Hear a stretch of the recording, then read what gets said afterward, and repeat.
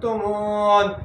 رسول اللہ صلی اللہ علیہ وسلم پر سوائے پہنچا دینے کے اور کوئی ذمہ داری نہیں ہے، اور اللہ جانتا ہے جو کچھ تم ظاہر کرتے ہو اور جو کچھ تم چھپاتے ہو۔ جب رسول اللہ صلی اللہ علیہ وسلم نے پیغام پہنچا دیا تو باقی ساری ذمہ داری اب تمہاری ہے۔ تو جیسے کہ آج ہم نے چند آیتوں کا ترجمہ اور تفصیل بیان کی ہے، امید ہے آپ کو سمجھ میں آئے گا اور پسند آیا ہوگا۔